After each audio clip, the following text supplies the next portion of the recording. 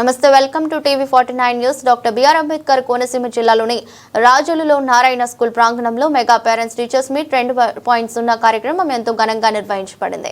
విద్యారంగ అభివృద్ధికి తల్లిదండ్రులు, ఉపాధ్యాయులు కలిసి పనిచేయాల్సిన అవసరాన్ని గుర్తు చేస్తూ ఈ కార్యక్రమం స్ఫూర్తిదాయకంగా సాగింది. కార్యక్రమానికి ముఖ్య అతిథిగా హాజరైన నారాయణ సంస్థ ఏజీఎం ఎన్ శ్రీనివాస్ రెడ్డి పాఠశాల దశల వారి పురోగతిని వివరించారు. విద్యార్థుల విద్యా శాస్త్రీయ ప్రణాళికలు, ప్రాక్టికల్ మెథడ్స్, పరీక్షల తీరు వంటి అంశాలపై అవగాహన కల్పించారు.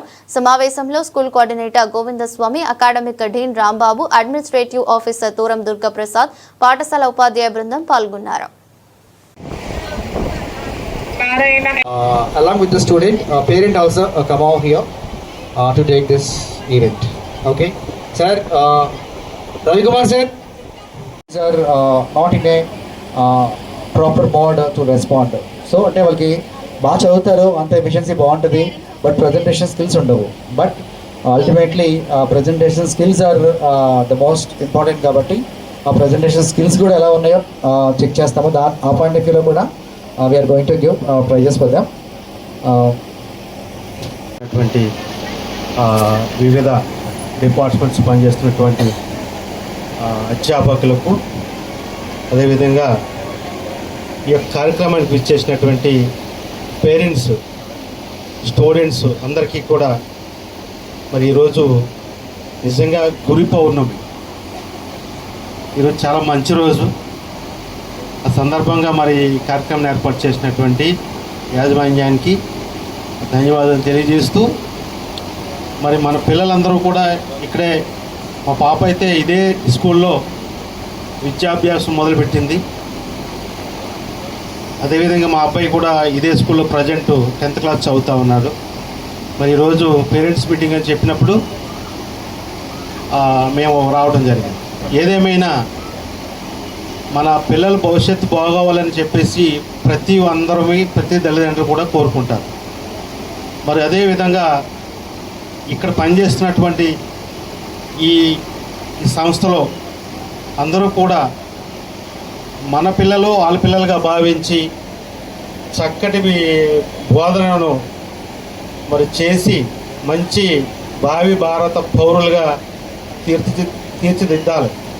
అటువంటి భాగంలో మరి వాళ్ళు ఉండి మంచి భవిష్యత్తుని, అనగా ఏంటంటే భవిష్యత్తు అంటే ఏముందండి, మనం రేపు 10th క్లాస్లో మంచి మార్కులు రావాలి. మంచి మార్కులు వస్తే ఫలానా ఇన్స్టిట్యూషన్లో చదివిన పిల్లలు ఎంత మంచి బాగా చదువుకున్నారు, మంచి మార్కులు వచ్చాయని అనేది అందరికీ తెలుస్తుంది. దాని ద్వారా యాజమాన్యానికి మంచి పేరు వస్తుంది, అటు పనిచేస్తున్నటువంటి సిబ్బంది వారికి కూడా మంచి పేరు వస్తుంది. మరి ఈ సందర్భంగా వారు కూడా చాలా కష్టపడి చెప్తా ఉన్నారు, కాదంటలేదు. దాంతోపాటుగా తల్లిదండ్రులుగా మనం కూడా కొంతవరకు కోఆపరేషన్ ఇవ్వాలి. ఓన్లీ పిల్లలు పంపించేయటమే కాదు, మనం కూడా పిల్లలు ఎలా చదువుతున్నారు, వాళ్ళు ఏంటి, మన యాటిట్యూడ్ ఏంటి, బాగా చెప్తున్నారా లేదా, ఎప్పటికప్పుడు హోంవర్క్ అనేది చేస్తున్నా లేదా అనేది చూడవలసిన బాధ్యత మన తల్లిదండ్రులదే. కాబట్టి అందరూ కూడా మన పిల్లలు, అందరి పిల్లలు మన పిల్లల్ని వారు కూడా వారి పిల్లల్లాగే మరి చక్కటి బోధనను చెప్పి మంచి భావి భారత పౌరులుగా, మరి ఇది మంచి ఒక విధంగా చెప్పాలంటే 10th క్లాస్ అనేది ఎడ్యుకేషన్లో ఒక స్టెప్ అన్నమాట. ఇది దాటితే పిల్లలు ఎంతో ప్రయోజకులు అవుతారు. ఒకవేళ ఇదే స్టేజ్లో ఉండిపోయారు అనుకోండి, వాళ్ళు భవిష్యత్తు పోరు.